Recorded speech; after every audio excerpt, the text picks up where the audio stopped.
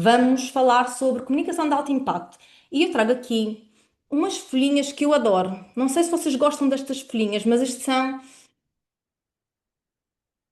plantas. Isto são folhinhas de alecrim. Quem gosta de alecrim? E eu quero vos dizer uma coisa. O alecrim é maravilhoso. O alecrim, nós fazemos umas rezas com o alecrim. Só que eu quero vos dizer, o alecrim não salva a nossa falta de estrutura. Nós podemos fazer muitas rezas, nós podemos fazer chazinhos, podemos fazer mesinhas, porém, nós só vamos conseguir nos destacar quando nós tivermos uma comunicação de alto impacto. E para isso nós precisamos de método e de estrutura. Não basta acreditar, não basta termos um sistema nervoso regulado, não basta termos fé, é preciso método e estrutura. E agora, nesta parte, eu vou partilhar convosco a comunicação de alto impacto, os 4 P's mais importantes para nós conseguirmos efetivamente comunicar de tal forma impactante que as pessoas vão querer nos ouvir. E a primeira pergunta que eu vos lanço: nós já sabemos que o chá não vai funcionar apenas, que não basta fazermos uma reza. Eu quero vos perguntar: quão impactante é a vossa comunicação? Para vocês escreverem com verdade, para refletirem, quão impactante é a vossa comunicação? Será que eu gero impacto? Será que eu gero inspiração? As pessoas gostam de me ouvir? As pessoas gostam de estar na minha presença? Como é que vocês fazem esta avaliação? De 1 a 10. Quão impactante é a vossa comunicação? Qual é a percepção que vocês têm do impacto da vossa comunicação? Sendo que 1 é pouco impactante e o 10 é extremamente impactante. Será que eu comunico com impacto? Será que ainda me falta método e estrutura? E eu quero vos dizer, não importa se eu estou situada num 5, num 6, não importa se eu faço rezas, se eu uso o alecrim, a verdade é que qualquer pessoa que aplique um método vai conseguir ter uma comunicação de alto impacto. Desde que também tenha aqui a regulação do seu sistema interno bem feita, porque eu posso ter a estrutura, não tenho o sistema regulado, não vai funcionar. Nós precisamos mesmo de ter o sistema interno regulado e precisamos de ter um bom posicionamento e naturalmente termos uma estrutura. E por isso eu vou partilhar convosco os 4 P's, os 4 P's mais importantes para conseguirmos subir a um palco e brilhar. E claro que sim, isto é em primeiro lugar bastidores. Ninguém brilha no palco sem se preparar nos bastidores. Não se iludam, porque muitas vezes nós olhamos e pensamos: ai, a Elisa consegue se destacar, a Alice consegue se destacar. Muitas vezes nós não vimos as horas que aquela pessoa esteve a se preparar para brilhar. E nós temos a oportunidade de falar durante 1 hora. Numa apresentação, numa reunião, numa palestra, 1 hora. Nós muitas vezes levamos 3, 4, 5 horas a nos preparar. Eu preparo pessoas muitas vezes para apresentações. E nós damos muito tempo na preparação, no método, na estrutura, e às vezes a pessoa só vai estar ali 1 hora em palco. 1 hora, 1 hora, mas ela vai brilhar, ela vai se destacar. E a primeira tarefa que nós temos que fazer é a preparação. E a preparação é a chave para nós conseguirmos falar com confiança. O que é que eu vou fazer dentro deste pilar, dentro deste quesito tão importante? Eu vou olhar para qual é o tema que eu vou trazer, qual é o meu referencial teórico. E aqui, relativamente ao tema, imaginem que eu vou falar sobre nutrição. Eu vou falar sobre nutrição, mas prestem atenção, vou falar de nutrição, mas eu tenho que me perguntar quais foram os livros que eu li sobre nutrição? Qual é o meu conhecimento que eu tenho sobre nutrição? Será que eu aprendi apenas na escola, na universidade? Ou será que depois eu fui-me formando e fui aprendendo com vários professores sobre nutrição? Eu tenho que procurar o meu repertório, o meu referencial. E só isso já é um grande diferencial. Porque imaginem, eu vou falar de nutrição e a Isabel também falará de nutrição. Só que eu tenho um repertório e a Isabel tem outro repertório. E por isso, a preparação é muito importante. E a preparação vai exigir, tal como o pilar que nós já vamos falar daqui a pouco, que é o planeamento, vai exigir muito de nós. Vai exigir que nós nos sentemos, que nós pesquisemos, que nós analisemos o que é que eu vou falar, para quem é que eu vou falar, quem é o meu público, qual é a minha audiência. E nós pensamos erradamente que eu vou falar de nutrição e seja o que Deus quiser, vou falar de nutrição e eu não sei quem é que vai estar à minha frente, se são profissionais, se são pessoas comuns, e aí baralhamos, confundimos. Eu tenho que saber para quem é que eu vou comunicar especificamente. Quem é a minha audiência? Porque reparem, eu posso falar sobre o acidente vascular cerebral para profissionais. E aí eu posso trazer uma comunicação mais técnica, porque provavelmente aqueles profissionais têm mais domínio. Agora, se eu vou falar de AVC para idosos, para séniores, para pessoas que não têm qualquer conhecimento técnico, se eu vou falar com palavras caras, as pessoas não vão compreender. E eu vou dar-vos um exemplo. A minha primeira palestra, a primeira palestra nunca ninguém esquece. A minha primeira palestra foi sobre o acidente vascular cerebral para séniores e idosos da minha terra, Jardim da Serra. A maior parte deles analfabetos. Imaginem que eu ia para o palco falar sobre os tipos de AVC, hemorrágico, isquémico. Imaginem que eu ia começar a falar das causas. Pode ter a ver com falência, pode ter a ver com placas de ateroma que se fixam nas paredes das artérias. Sabem o que é que diriam as pessoas do Jardim da Serra? Desculpe, menina, mas eu não atermei o que disse. Eu não compreendi o que disse. Porquê? Porque eu vou falar de placas de ateroma, sendo que aquelas pessoas não sabem o que é que são placas de ateroma. E se eu sou uma boa oradora, uma boa comunicadora, eu tenho que dizer, são placas de gordura. Estão a ver as nossas veias quando ficam cheias de gordura? Estão a ver quando, por exemplo, vocês sabem o que é uma mangueira? Para lavar o quintal, para regar o quintal. Imaginem, as nossas artérias, as nossas veias, imaginem um AVC isquémico, que é quando nós torcemos a mangueira. O sangue quer passar e não consegue. Mesma coisa no AVC isquémico, ou seja, as placas de gordura não deixam o sangue passar. E quando é que é o AVC hemorrágico? Quando a mangueira começa a libertar água. Ah, ok, assim eu já entendi. Isto para vos dizer, muitas vezes eu vejo profissionais de excelência, mas que não preparam estes pormenores e estes detalhes. E claro que depois nós vamos para cima de um palco e ouvimos pessoas falar de palavras caras e nós não compreendemos nada do que aquilo que as pessoas estão a dizer. Nós vamos, por exemplo, ao médico, não estou a dizer que são todos, mas vamos ao médico e ele diz-nos coisas que nós nem percebemos. E eu lembro-me do meu pai, há cerca de 2 anos e meio atrás, ele teve que fazer uma intervenção e tive que pôr um pacemaker. E numa das consultas ele foi sozinho à consulta e chegou a casa. Estava a falar comigo e com as minhas irmãs, nós somos três, e ele disse: Olha, eu estou assustado porque o médico disse que eu tinha que assinar um papel para fazer uma coisa, mas eu não sei o que era. Eu, "Oh, pai, vamos lá ver, vamos analisar." E o meu pai trazia o documento para casa. E sabem o que era a coisa? Era fisioterapia. Só que o meu pai não sabe o que é fisioterapia. Se provavelmente alguém explicasse que era para fazer exercício físico, para o coração ficar mais forte, para ele não ficar tão cansado, talvez ele tivesse assinado o papel e perceber que aquilo não era nada para o matar ou enganar. E, portanto, nós temos que analisar quem é o público que está à nossa frente, para quem é que nós vamos falar, para quem é que nós vamos comunicar. Nós não podemos esquecer que as pessoas não estão, efetivamente, dentro do mesmo conteúdo que nós, não têm, obviamente, a mesma preparação e o mesmo conhecimento do que nós. Por isso, nós temos que ser simples, mas sem ser simplórios. Simples, mas sem ser simplistas. Ou seja, eu tenho que ser simples na minha explicação, mas tenho que trazer conteúdo profundo. E dá muito trabalho. Dá muito trabalho simplificar um conteúdo que tem muita estratégia, que tem muitas palavras até desafiantes.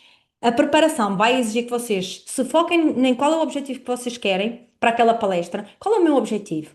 Qual é o meu objetivo com esta palestra? Qual é o meu objetivo com esta reunião? Qual é o meu objetivo com esta apresentação? Quem é a minha audiência? Quem são as minhas pessoas? Qual é o contexto que eu vou estar? É um contexto mais formal, mais informal? Porque isto também é importante. Se eu vou dar uma palestra para jovens, eu não preciso de ir tão formal. Se eu vou dar uma palestra numa empresa, o formalismo aí já é diferente. Qual é a mensagem principal? Eu posso falar sobre nutrição, mas quantas áreas eu posso falar dentro da nutrição? Eu posso falar da nutrição para grávidas, eu posso falar de nutrição para pessoas obesas, eu posso falar de nutrição para pessoas que sofrem de hipertensão.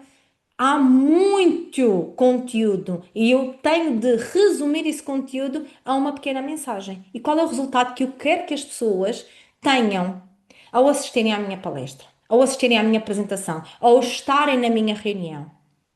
Isto é preparação e quase nós que estamos aqui falhamos neste aspecto tão importante. Nós falhamos muitas vezes porque, eu domino contabilidade, então eu vou falar de contabilidade. Eu domino inteligência artificial, então eu vou falar sobre inteligência artificial. Preparação é determinante.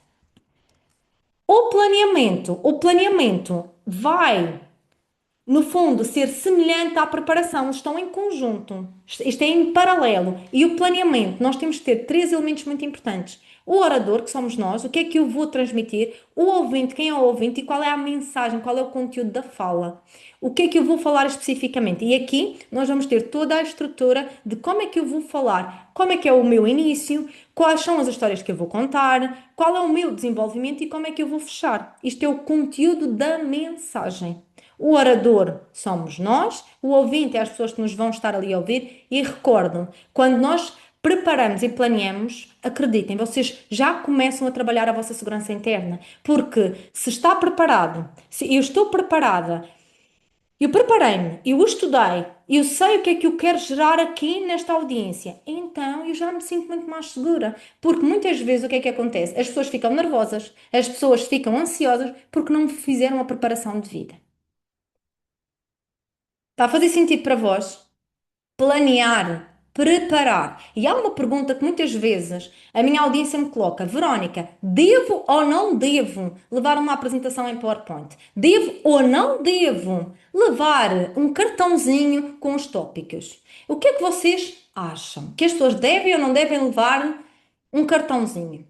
Imaginem que eu vou para uma reunião, imaginem que eu vou para uma apresentação. Eu quero vos dizer, eu sugiro sempre aos meus alunos das mentorias que levem um cartão A5. Só que esse cartão tem que ter uma boa apresentação, tem que ter uma boa gramagem e coloquem os tópicos daquilo que vão falar. Porquê?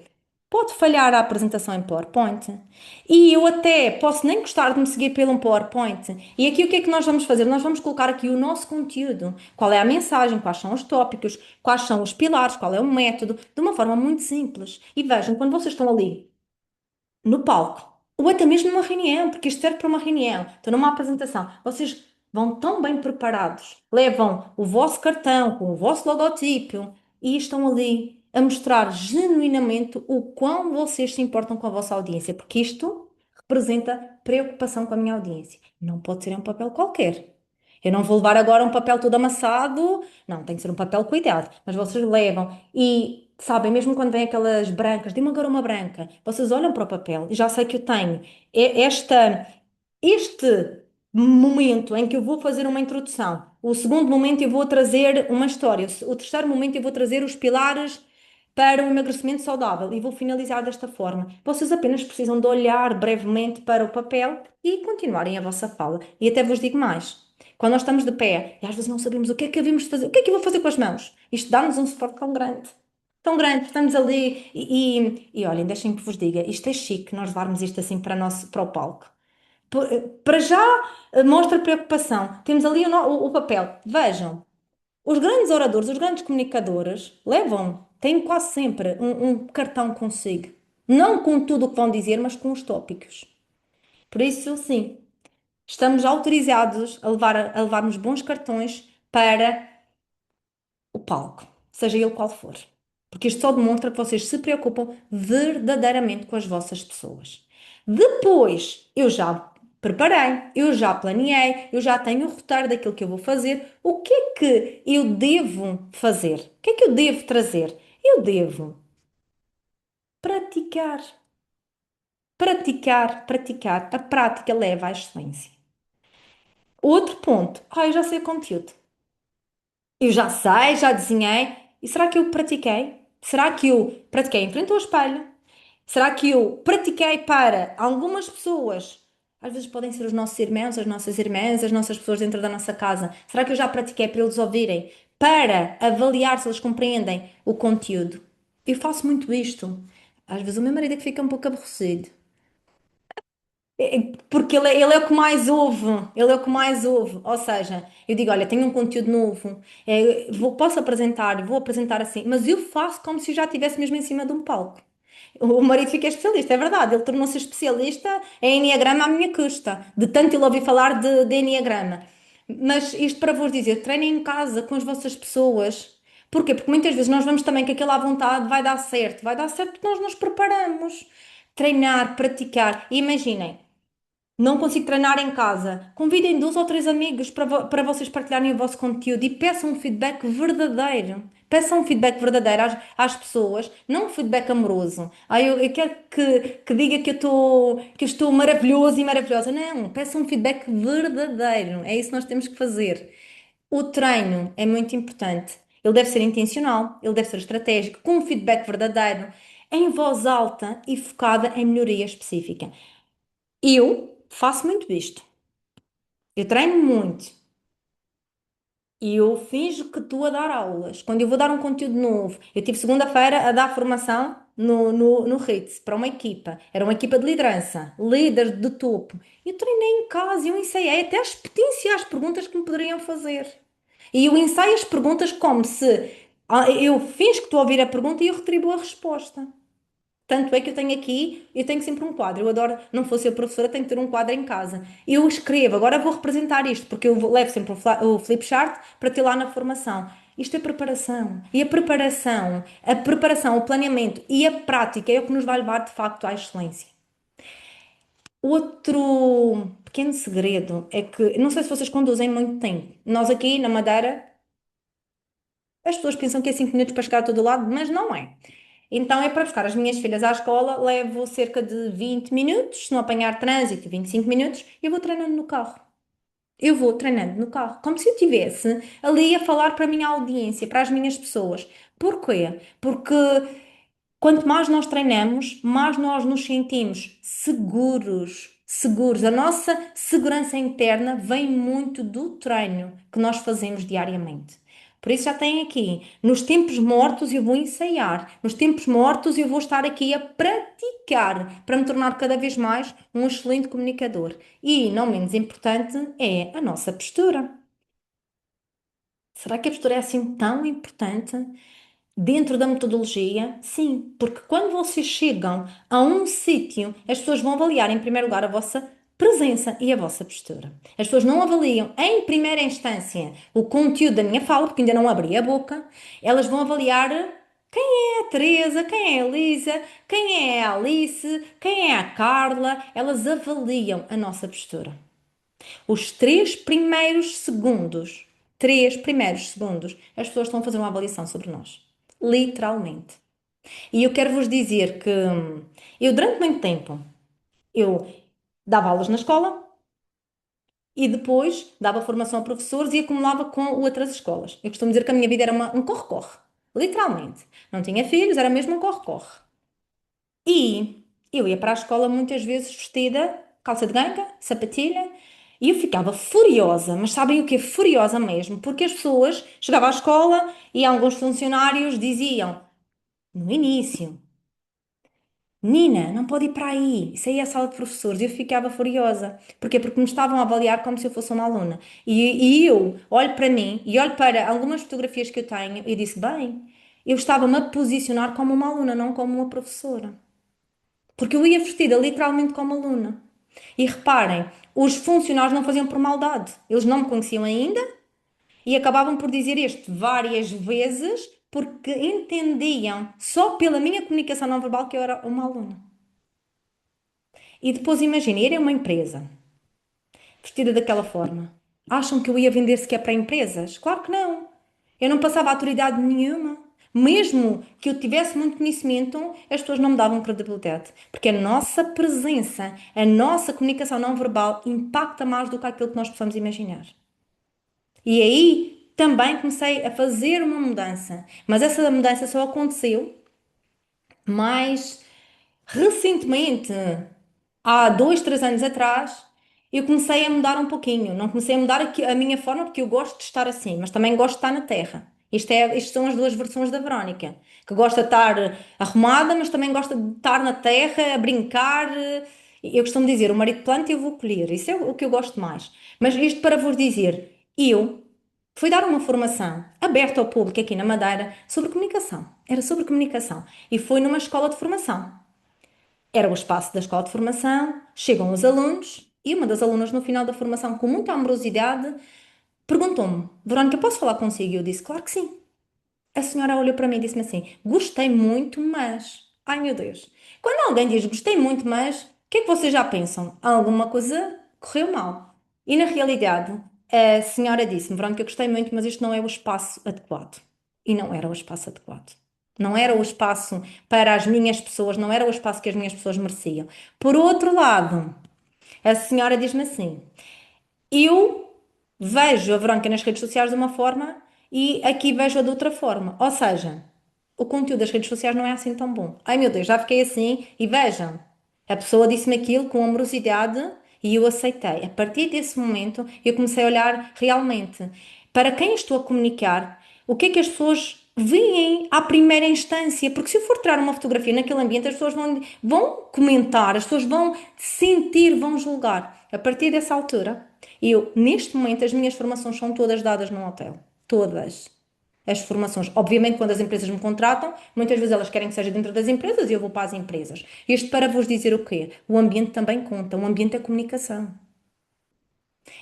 O nosso posicionamento nas redes sociais é a comunicação. Tudo em nós comunica. A postura, a presença. Por isso, cuidem da vossa presença e da vossa postura de tal forma que as pessoas olharem para vós vão dizer: esta pessoa é para mim uma referência. E atenção, não estou a dizer que é para mudarem a vossa forma de ser. Estou a dizer para se adequarem à forma como querem ser vistos.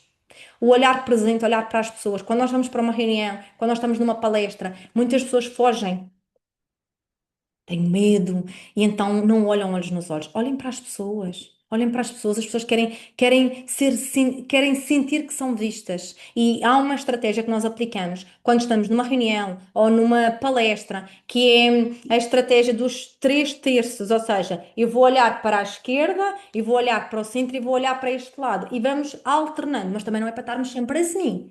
E depois, aquilo que eu recomendo é que vocês consigam olhar para a audiência e encontrarem um anjinho dentro da vossa audiência. O que é que isto significa? Significa que quando vocês estão dentro daquele contexto com muitas pessoas, vocês vão olhar para alguém que esteja, no fundo, a gostar da vossa formação. E as pessoas passam sinais. Imaginem as pessoas a abanar a cabeça.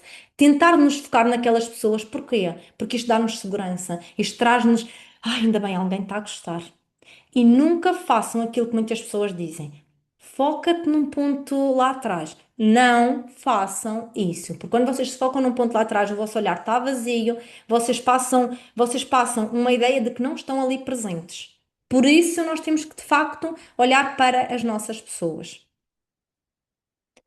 O corpo alinhado, não estarmos retraídas. Eu costumo dizer, e a Amy Cuddy, que é grande especialista na presença, ela diz: o nosso corpo tem de estar alinhado, nós temos que ter alinhamento, peito para fora e ocuparmos o nosso espaço, não estarmos muito encolhidos, porque quando estamos encolhidos, nós estamos a passar o quê? Estamos a passar medo, retração, impotência. Passem impacto e analisem. São pequenas ações na nossa postura que vão transmitir segurança e credibilidade. O Dr. John Navarro, que é um dos maiores especialistas em comunicação não verbal, com quem também tive o privilégio de aprender, ele diz que quando nós temos uma postura alinhada, quando nós somos coerentes, congruentes, quando nós transmitimos confiança, as pessoas estão dispostas a nos ouvir, estão dispostas a nos seguir e estão dispostas a ouvir as nossas sugestões e recomendações. As mãos, o que é que eu faço com as mãos? Muitas pessoas perguntam, Verónica, mas agora o que é que eu faço com as mãos? As nossas mãos devem estar visíveis. As nossas mãos têm que estar visíveis. Mãos nos bolsos transmitem segurança, mãos atrás das costas também. E por favor, eu sofro tanto com isto, porque eu tenho um defeito de fábrica. É que depois eu começo a analisar, sem me dar conta, as pessoas, comunicação não verbal.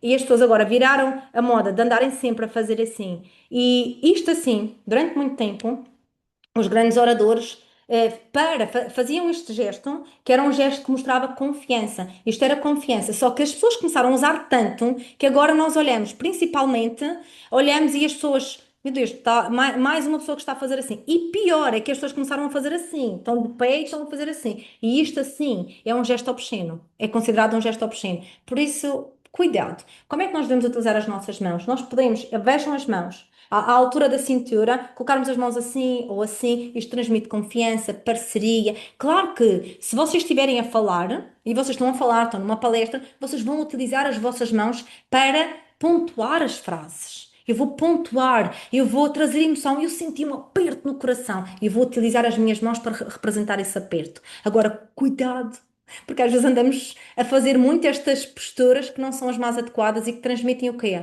Incoerência, transmitem nervosismo. Por isso as mãos têm que estar sempre à mostra. E até numa reunião, e olhando aqui para a nossa Elisa, numa reunião as nossas mãos têm que estar sempre, sempre à mostra.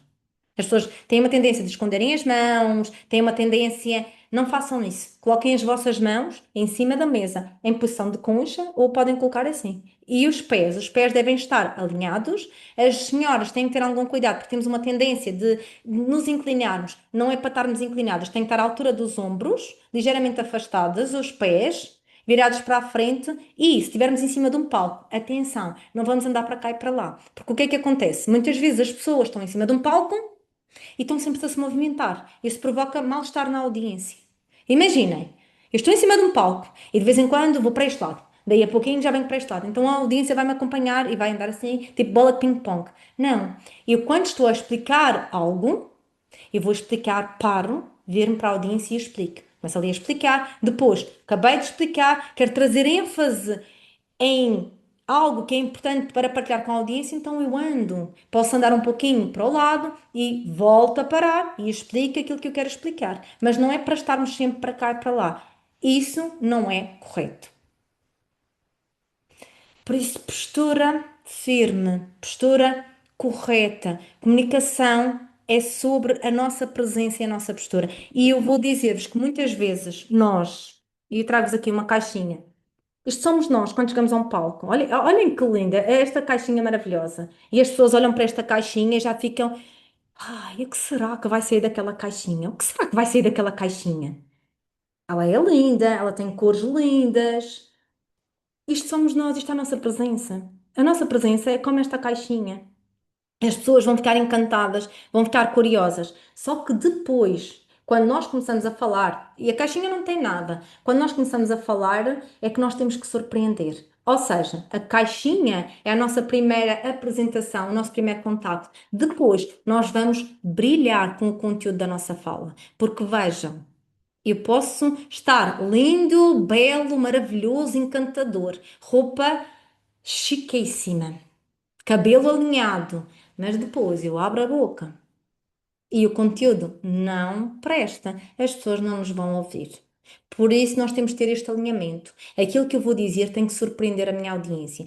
O conteúdo da minha fala tem que ser mais forte do que o meu impacto nos primeiros 3 segundos. E é isto que fará com que as pessoas queiram estar convosco. Isto fará com que as pessoas vos queiram ouvir. Porque elas inconscientemente percebem-vos como uma autoridade e uma referência dentro da vossa área de atuação. Postura alinhada, sempre. Porque se eu vou comunicar, eu tenho que mostrar a confiança que eu tenho. E a confiança começa no nosso corpo. E o nosso corpo, lamento-vos dizer, mas ele denuncia-nos muitas vezes. Ou seja, nós estamos a ouvir alguém e a nossa postura, o nosso semblante já nos denuncia. Atenção para nós treinarmos o nosso corpo, a nossa postura, para nós passarmos confiança e autoridade. Recapitulando. Primeiro eu tenho que preparar e planear. Eu vou estudar e vou organizar as ideias, o conteúdo da mensagem. Eu vou definir qual é o meu objetivo, o que é que eu quero que as pessoas sintam na minha presença. Depois, no caso da prática, praticar, porque a prática é o que leva à excelência. Treinar em casa os gestos, a postura, quais são as pausas que eu vou trazer, quais são os objetos que eu vou utilizar. Tudo isto eu vou praticar antes de eu vir para o palco. E claro, a nossa postura, porque a nossa comunicação não verbal acaba muitas vezes por não ser coerente com aquilo que nós entregamos. Por isso, quando nós aplicamos esta metodologia de comunicação de alto impacto, que é a preparação nos bastidores para nós podermos brilhar no palco, podem ter a certeza que se fizerem esta preparação, se planearem, se fizerem toda esta estrutura, a vossa comunicação será uma comunicação de alto impacto. Quem é que aqui está disposto e disposta a dominar estes 4 P's para conseguir se destacar? Lembrando que comunicação de alto impacto é sobre aquilo que nós provocamos na nossa audiência. Comunicação de alto impacto é o que nós fazemos com que a nossa audiência sinta. O que é que eu quero que as minhas pessoas sintam? Como é que eu quero ser percepcionado quando eu sair daquela reunião? Como é que eu quero ser percepcionado quando eu sair daquele palco? E a comunicação começa sempre, mas sempre mesmo, nos bastidores. E podem continuar a tomar chá e a fazer as vossas rezas, que também vai funcionar, mas nada como termos a estrutura e método para comunicarmos com grande impacto. E agora vamos fazer uma obra. Mas para começarmos uma obra, nós precisamos da arquitetura. E já já vou partilhar convosco quais são os pilares, os 3 grandes pilares que sustentam uma arquitetura de um discurso memorável. Sim, nós temos que ter por detrás do nosso grande empreendimento estratégia e estrutura para conseguirmos cativar a nossa audiência. E eu volto a frisar. Quando nós subimos a um palco, nós temos que subir ao palco e sairmos do nosso ego, sairmos de defender a nossa imagem para inspirarmos, para cativarmos a nossa audiência. E quando nós temos toda esta estrutura, nós conseguimos fazê-lo de uma forma muito mais impactante. E a arquitetura é baseada no método de Aristóteles. Aristóteles foi uma das maiores referências dentro da área da comunicação e, na verdade, todos os grandes oradores que vieram a seguir e as pessoas que estudam comunicação baseiam sempre na metodologia de Aristóteles. E ele diz-nos que existem 3 grandes pilares: ethos, pathos e logos, que vão trazer credibilidade à nossa comunicação. E, portanto, esta tem sido a metodologia que eu utilizo em reuniões, em palestras, em apresentações, para realmente fazer com que as pessoas sintam que nós estamos, de facto, a impactar. O primeiro grande pilar que Aristóteles nos traz na Retórica, que foi o grande livro que ele escreveu, é sobre o ethos. E o ethos diz respeito a quê? Diz respeito à credibilidade do orador. Quando eu subo para cima de um palco, não basta eu saber, eu tenho que ser vista como uma referência. Tem de haver credibilidade. A minha posição em cima de um palco tem que ser uma posição que traz credibilidade. E eu lanço-vos este desafio, esta pergunta, que talvez gere alguma inquietação. Será que eu tenho transmitido credibilidade? Será que dentro do meu mercado eu sou a referência? De 1 a 10, o quanto eu consigo passar confiança e ser confiante nas minhas reuniões, nas minhas apresentações, no palco, que é a vida. Porque se nós não conseguimos transmitir credibilidade à autoridade, e entenda-se aqui, quando nós falamos de autoridade, nós temos 2 tipos de autoridade muito importantes. Tomem nota. Temos a autoridade declarada e temos a autoridade percebida. A autoridade declarada é quando eu falo sobre mim, sobre o meu currículo. Imaginem, eu sou Verónica Faria, sou formada em Educação Sénior, tenho mais de 16 anos de experiência enquanto formadora. Isto é a autoridade declarada. Eu declaro, eu trago e faço alusão e referência a toda a minha experiência e ao meu currículo. Será que isto é suficiente para as pessoas acreditarem em mim? Não, não é. Depois nós temos a autoridade percebida, que é quando eu já me posicionei com confiança, com coerência, coragem e eu passo a ser percebida como uma autoridade. E eu quero que vocês pensem por momentos em pessoas que vocês não têm sequer o currículo, mas vocês já veem como uma autoridade percebida. E a autoridade percebida só acontece quando nós nos posicionamos. Ninguém é uma autoridade percebida se não se posicionar. E eu vou dizer-vos, quando eu vou para um palco, quando eu vou para uma empresa, ninguém me pergunta o meu currículo. Neste momento as pessoas não me pedem o currículo. E às vezes as pessoas dizem, Verónica, temos de ter um currículo atualizado. As pessoas não vão pedir um currículo, as pessoas querem referência, as pessoas querem vos ver como uma referência. Para isso vocês têm que estar presentes e comunicar de forma impactante, não só no universo presencial, mas também no universo digital. Até mesmo quem não quer trabalhar digital precisa de estar no digital. Será que eu sou autoridade dentro do meu mercado? Será que quando eu subo a um palco, as pessoas olham para mim como sendo uma referência naquela área? Pensem nestas questões. O ethos diz respeito à integridade do orador. A integridade do orador, o orador sentir-se e ser uma pessoa íntegra, ser coerente naquilo que vai partilhar. E também o ethos diz respeito à personalidade. E sim, nós precisamos de compreender qual é a nossa personalidade. E personalidade não é quem nós pensamos que somos, personalidade é uma máscara que nós utilizamos sem nos darmos conta. E cada um de nós tem a sua própria personalidade. Cada um de nós tem a sua forma de comunicar. No entanto, eu estudo desde 2017, estudo, formo pessoas nesta área. Escrevi 2 capítulos de livro sobre o envelhecimento ativo, onde eu escrevi sobre o enneagrama na gestão das equipas, e eu percebo que cada um de nós gravita dentro de um perfil de personalidade. O enneagrama vai-nos mostrar que existem 9 perfis de comunicadores. Nós temos o nosso perfil de comunicador e que é de facto muito importante eu perceber qual é o meu perfil de comunicador, qual é a base com que eu começo a comunicar. E quando nós falamos de personalidade utilizando esta grande ferramenta, nós percebemos que nós vamos ter comunicadores que são mais ativos, rápidos, acelerados. Nós vamos perceber que existem comunicadores mais calmos, mais pacíficos e que cada um de nós tem a sua própria forma de comunicar. No entanto, dentro desta grande ferramenta, nós conseguimos perceber quais são os nossos dons, quais são as nossas virtudes, quais são os nossos talentos e trazer isso para a nossa comunicação.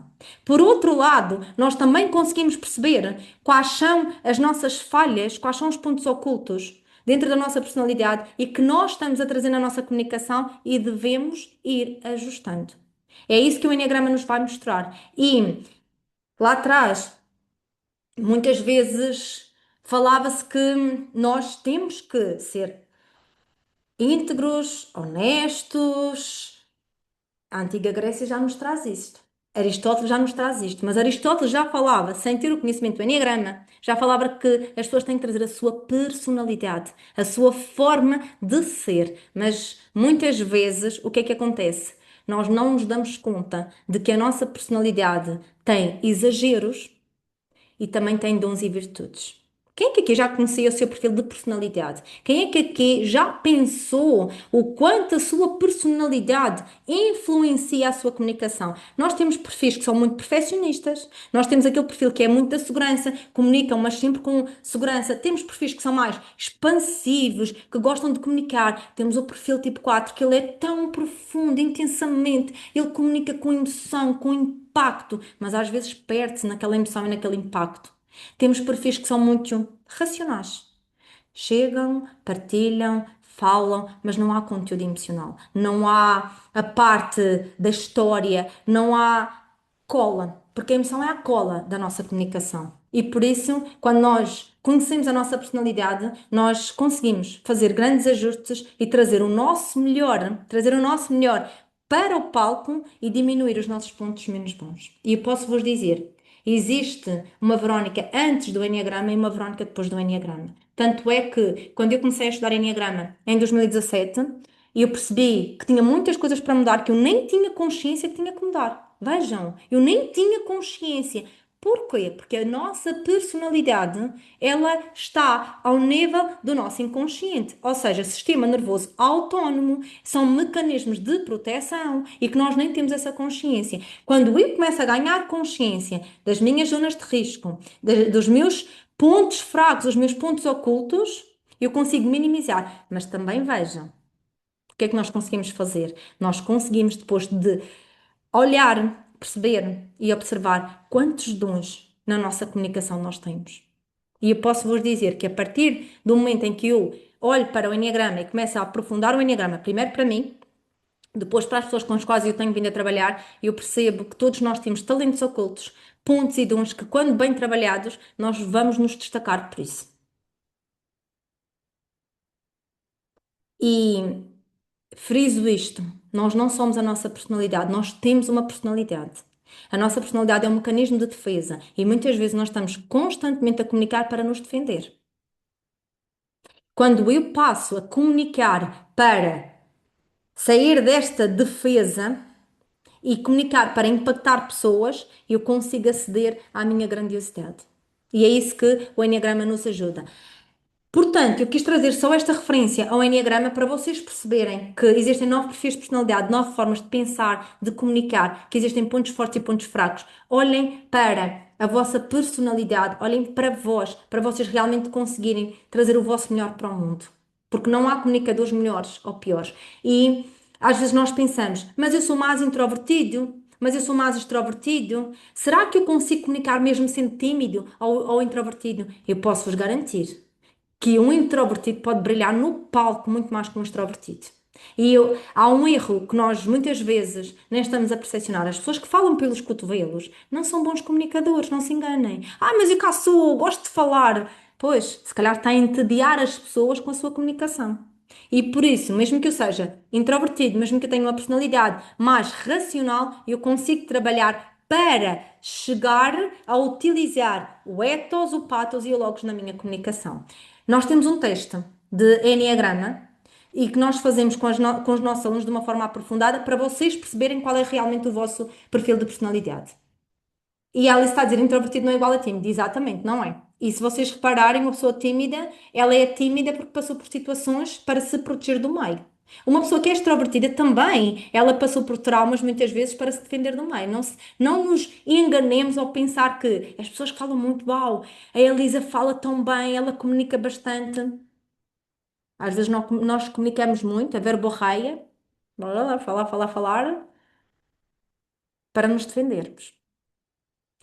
E por isso, quando nós conhecemos o nosso perfil de personalidade, nós acedemos à nossa verdadeira essência. Porque o Enneagrama é o nosso caminho de regresso à nossa casa. É o caminho de regresso à nossa essência. E é tão bonito, mas tão bonito, quando nós começamos a comunicar a partir da nossa essência. Comunicamos a nossa verdade, aquilo que nós realmente acreditamos. E não importa, obviamente, qual é que é o meu perfil, o que importa é a verdade que eu carrego. E cada um de vós tem uma verdade, tem uma forma de comunicar. Não se percam a imitar as outras pessoas. Sejam a vossa voz com método, com estrutura, com regulação emocional. A Lúcia diz: há correspondência entre o perfil de personalidade e o perfil de comunicador. Totalmente. Totalmente. Há uma relação enorme entre o nosso perfil de personalidade e o nosso perfil de comunicador. Aliás, tudo o que está nos bastidores da nossa mente, tudo o que é sistema nervoso autónomo, é algo que nos faz comunicar a partir de, ou seja, eu só comunico a partir da estrutura interna que eu tenho. Daí que quanto mais eu conheço a minha estrutura interna, mais eu consigo melhorar a minha estrutura para comunicar com mais impacto. E não é ao contrário. Às vezes pensamos que é ao contrário. Eu vou primeiro ver a estrutura e a estratégia, não. Eu vou primeiro comunicar a partir desta base interna, me regular, me conhecer, e aqui trago-vos mesmo a palavra autoconhecimento, para depois então nós conseguirmos efetivamente comunicar com grande impacto. Está a fazer sentido para vós, curiosos, para saber o que é esta ferramenta magnífica que nos eleva e que potencia o nosso melhor? Não é uma ferramenta para nos colocar numa caixinha, é uma ferramenta para elevar o nosso potencial e a nossa comunicação. O patos. Já vimos o ethos, diz respeito à confiança, à personalidade, à integridade. O que é o patos dentro da comunicação? É o lado emocional, é a nossa capacidade de emocionar as pessoas. E aqui o patos envolve empatia, histórias reais, metáforas, humanidade, é a capacidade de eu conseguir, através destes exemplos, destas histórias, me conectar com a minha audiência. E dentro da comunicação, nós temos que ter uma comunicação que traga muitas histórias, que traga muitas partilhas, porque é a partir destas partilhas que as pessoas vão se conectar connosco. E agora trago-vos um exercício. Vocês sabiam que a vossa história de vida é o vosso maior ativo? Não há um maior ativo do que a nossa história de vida. Porque eu posso falar sobre um tema, a Kátia falar sobre o mesmo tema, a Lúcia falar sobre o mesmo tema, mas cada um tem histórias únicas para partilhar. Cada um tem o seu referencial interno para trazer para o mundo. E o exercício que eu vos convido a fazer hoje, à tarde, talvez amanhã, num momento vosso, vocês vão pegar numa folha branca e vão fazer uma linha. E nessa linha vocês vão colocar o ano em que nasceram e o ano em que nós estamos, 2026. E 26. E aqui vocês veem altos e baixos. Vocês vão colocar na linha de cima as vossas conquistas. Talvez fiz a universidade, consegui uma pós-graduação, aquilo que vocês consideram conquistas, o nascimento dos filhos é uma conquista. Em baixo vocês vão colocar os vossos maiores desafios, que muitas vezes são esses maiores desafios que fazem com que as pessoas depois se conectem convosco. Porque quando nós utilizamos depois aqui o poder do storytelling, e é aqui que nós utilizamos o poder do storytelling, eu vou olhar para o meu banco de histórias e dentro do meu banco de histórias eu vou olhar para as minhas dores, o que é que eu consegui superar e que a partir da minha história que eu consegui superar, outras pessoas se vão inspirar. É por isso que a vossa história é o vosso maior ativo. Olhem para a vossa história. Olhem para a vossa história. Honrem. E eu sei que provavelmente vocês passaram por muitos picos, muitos vales, muitas dúvidas, muitos desafios para chegarem até aqui. Mas é essa grande história que faz com que vocês sejam a pessoa que vocês são hoje. No fundo, nós vamos, de alguma forma, olhar para a nossa história e fazer com que as pessoas aprendam com ela. Quais são as vossas maiores histórias?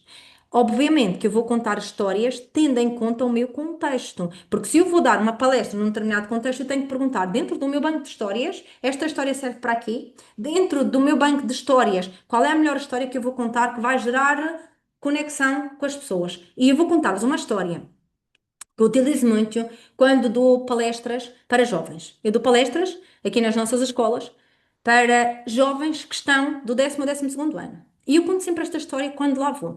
Eu falo sobre inteligência neuroemocional, para que eles se autorregulem, consigam ter bons resultados, consigam alcançar sucesso. E eu partilho com eles esta pequena história. Em, já não sei em que ano foi, meu Deus, mas estava eu no 10º ano. O 10º ano foi o pior ano que eu tive na minha vida, ou o pior de todos, até o dia de hoje em termos de estudos. 10º ano, eu queria ter muitos resultados, eu queria ter muitos bons resultados, eu estressava, eu acordava às 4 da manhã para estudar e ninguém me exigia de mim, não era a minha mãe, não era ninguém, era eu. Conclusão, agosto desse ano eu tive um ataque epilético. Tal era a minha exigência, tive 9 dias internada, foi o meu primeiro internamento com 16 anos. Internada porque e os médicos faziam exames e diziam parece ser epilepsia, no entanto, não viam sinais. E o médico dizia, são descargas elétricas, tal é o stress da pessoa. E eu perguntava àqueles alunos, nós merecemos passar por tanto stress? Não. Então, comecem a estudar sim, mas com leveza. Comecem a estudar com leveza. Comecem a estudar de uma forma que seja mais coerente e congruente convosco. Porque eu, a partir do 12º ano, eu comecei a estudar de forma diferente e a ter melhores resultados. Não é no peso, não é na sobrecarga que nós conseguimos ter bons resultados. Esta é uma das histórias que eu conto, porque se adequa àquele contexto. Mas eu não conto esta história nas redes sociais. Outra história que eu conto neste contexto para os alunos é 12º ano. Outra grande dor que eu tive. Eu fui estudar gestão. Eu, que não gosto de números. Eu, que sou de pessoas, fui estudar gestão. Estava a estudar gestão. Chegou ao 12º ano, percebo que não quer gestão. E nós temos aqui o gabinete de acesso ao ensino superior, onde nós vamos ver os cursos. Fui ver o curso, gostei do curso de Educação Sénior, fiquei encantada. E agora? E agora como é que vai ser? E lembro-me de chegar à escola, isto faltavam 2 meses para os exames nacionais. E perguntei à minha professora, Micaela, de filosofia. E ele disse: Verónica, se estudar, vai conseguir fazer o exame de psicologia.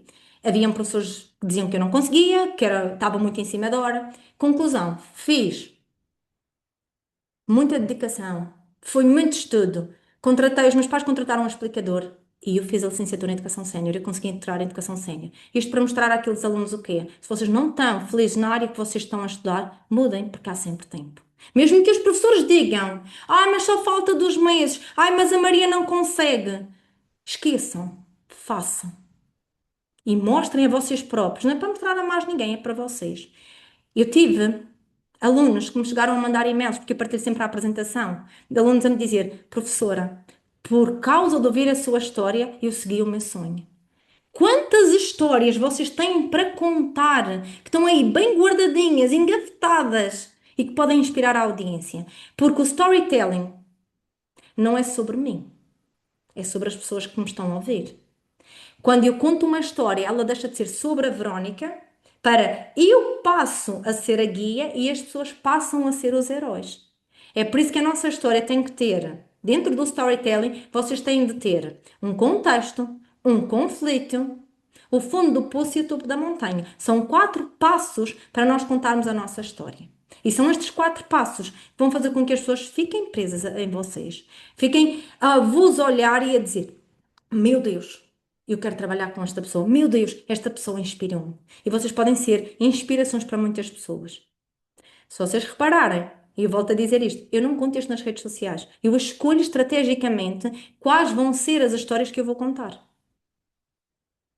E, portanto, vocês hoje vão criar o vosso banco de histórias e jamais vão esquecer que a vossa história é o vosso maior ativo. As nossas maiores dores, no fundo, foram dores que, a bem ou menos bem, nós precisamos de passar para chegarmos até aqui. E foram elas que fizeram a pessoa que nós somos hoje.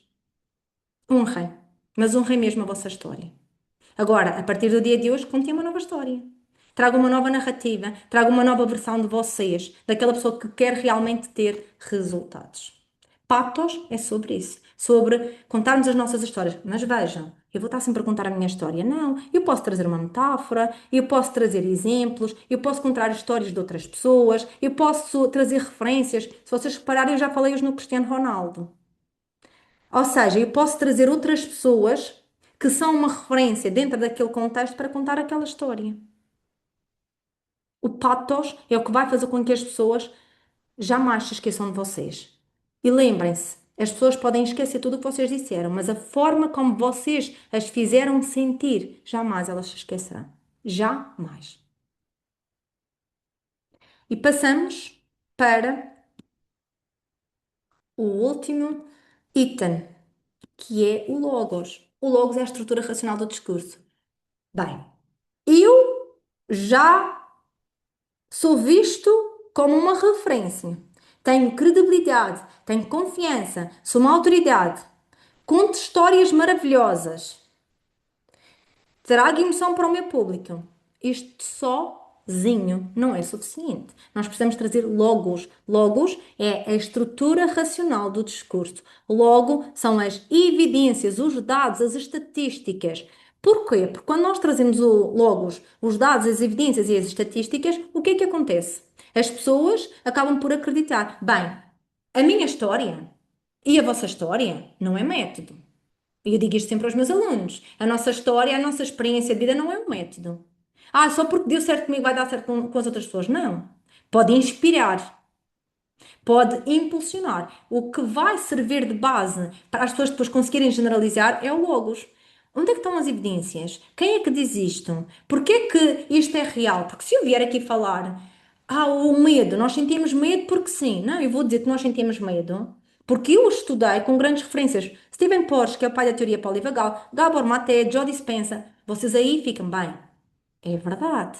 Porquê? Porque eu trago aqui no Logos uma autoridade e vocês devem utilizar essa autoridade, que é a autoridade emprestada. O que é a autoridade emprestada? Quando vocês fizeram formações, quando vocês se capacitaram com outras pessoas que têm mais autoridade do que vós, quase que essas pessoas vos emprestam a autoridade deles. Porquê? Porque eu vou confiar na Cláudia, porque a Cláudia traz pessoas de referência com quem trabalhou. Porque eu olho para a Liliana e a Liliana traz referências, traz dados, traz evidências, e aí o que é que acontece? Eu começo a confiar, porque a nossa mente racional precisa dos dados. Se alguém me disser só aplica isto que isto funciona, eu vou questionar. Mas como é que sabe que funciona? E aí a pessoa traz, olha, funciona porque o método foi aplicado em X, Y e Z e gerou este resultado efetivo. Ethos, patos e logos. E dentro do Logos, olhem para o vosso referencial teórico. Olhem para as referências, para as pessoas, para o conhecimento que vocês têm. Quando nós aplicamos estes três pilares, nós conseguimos brilhar no palco. E agora, trago-vos aqui um bónus extra. Gostam de bónus? Gosto. Verónica, muito bem. Já sei que tenho que utilizar o ethos, patos e logos. Já sei que Aristóteles é a nossa grande referência. Certo? Mas como é que eu começo uma apresentação que é o que muitas pessoas me dizem, me perguntam? Como é que eu começo uma reunião? Como é que eu impacto a minha audiência? Nós começamos a nossa reunião, a nossa palestra, a nossa apresentação de várias formas, mas não daquela forma comum como as pessoas nos ensinam. Olá, o meu nome é Verónica Faria e eu estou feliz porque hoje vou. Ninguém quer saber de mim, porque as pessoas querem saber delas próprias. Portanto, a melhor forma de começar uma palestra não é nos apresentando ao público, digo-vos já. A melhor forma de contarmos, de começarmos uma palestra, uma apresentação, é trazer algo diferente. Eu posso contar uma história. Eu posso, olhem com o que é que eu comecei há pouco. Eu posso trazer um elemento disruptivo. As pessoas ficam a pensar, alecrim, mas esta senhora não deve estar bem. Ou seja, eu posso começar com um elemento visual. Eu tive uma palestra que eu comecei com um pau da poncha. Não sei se sabem o nome do pau da poncha. Ok. Para dizer que eu era da ilha onde nós fazemos poncha. É claro que as pessoas começaram a rir. Ou seja, eu trago humor na minha palestra, na minha apresentação. E trazer humor é muito importante. Vocês podem começar com um poema, vocês podem começar com uma citação. E só depois então é que vão fazer a vossa apresentação. Por isso, a partir de agora, em vez de começarmos da mesma forma, aquilo que fará com que as pessoas se lembrem de vocês é a forma como vocês começaram. Porque isso gera o quê? Desejo, gera curiosidade, gera atenção.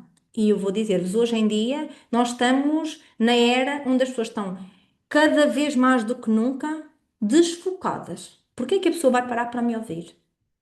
Porquê que a pessoa vai querer estar a ouvir aquilo que eu tenho para dizer? Deste modo, eu tenho que prender a atenção das pessoas. Comecem, escolham qual é a forma como vocês vão iniciar uma apresentação. E acreditem, este serve para uma reunião, este serve para uma apresentação, este serve para absolutamente tudo. Tudo mesmo. Por outro lado, dentro do desenvolvimento, porque nós temos introdução, desenvolvimento e conclusão, dentro do desenvolvimento, o que é que nós vamos trazer? Nós vamos trazer sempre a metodologia do nosso grande Aristóteles, etos, patos e logos. Dentro do desenvolvimento, eu vou trazer o meu conhecimento, eu vou trazer aquilo que eu domino, eu vou trazer a história, eu vou trazer dados, evidências ao longo da minha apresentação, eu vou trazer tudo isto. Mas nós cometemos um erro, que é muitas vezes querermos falar de tudo ao mesmo tempo. E as pessoas ficam confusas. Nós começamos a falar de tudo ao mesmo tempo. O que é que eu sugiro que vocês façam? E se vocês estiveram atentos, vocês viram que eu fiz tudo isto que eu estou-vos explicando, eu fiz tudo isto ao longo do dia de hoje. Vocês vão trazer, por exemplo, três pilares, sete estratégias, um método, o segredo. Porquê? Porque se vocês tiverem balizado, ou seja, eu sei o que é que vou partilhar, as pessoas já sabem. A Liliana vai falar de sete pilares estratégicos. Um, e a vossa audiência já está ali a apontar o um, já está dizendo saber qual é que é o dois, qual é que é o três. Balizem a entrega que vocês vão fazer, porque não dá numa apresentação para entregarem tudo. Nem as pessoas têm capacidade para assimilar o vosso conhecimento todo naquele dia, naquela apresentação. O desenvolvimento é isto. E claro, nós depois temos o fecho, a conclusão. E a conclusão é a marca, é a cola que fará com que as pessoas se vão lembrar de vocês.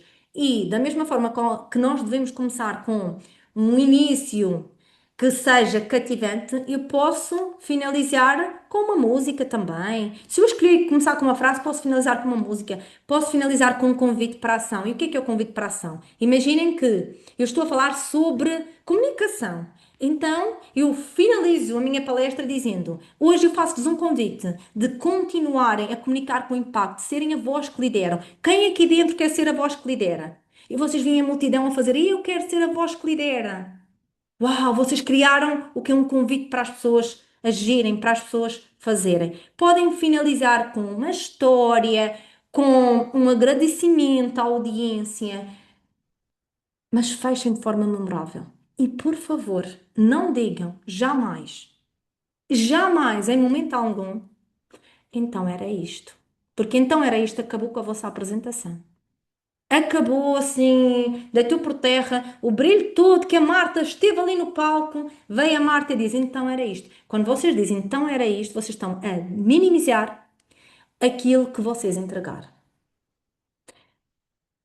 Terminem com uma música, por exemplo. Eu fui dar uma palestra para professores em Machique e eram 100 e tal professores. Sabem como é que nós finalizamos? Com a música da Marisa.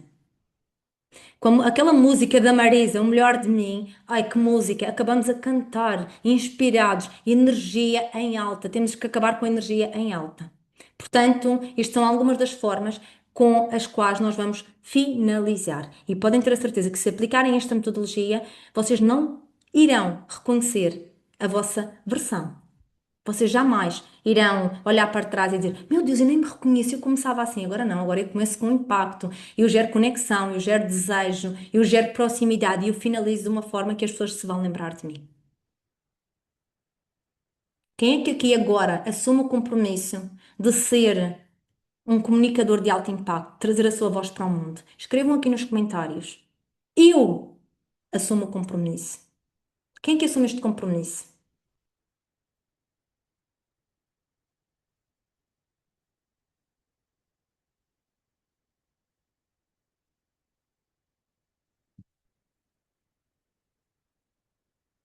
Nós temos que assumir um compromisso diário connosco.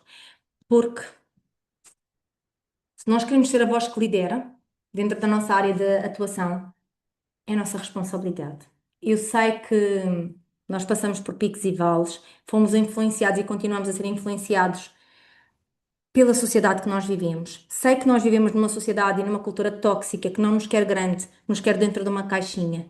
Eu sei tudo isto, mas também sei que a partir do dia de hoje nós temos coragem e confiança suficiente para fazermos diferente. Porque ninguém vai fazer por nós aquilo que é da nossa responsabilidade. Ninguém fará por nós aquilo que é da nossa competência. E quando nós começamos a subir, a avançar progressivamente, nós brilhamos. Nós brilhamos e permitimos que as outras pessoas também brilhem connosco. Portanto, que nós possamos ser luz na vida das pessoas, mas em primeiro lugar nós vamos nos iluminar.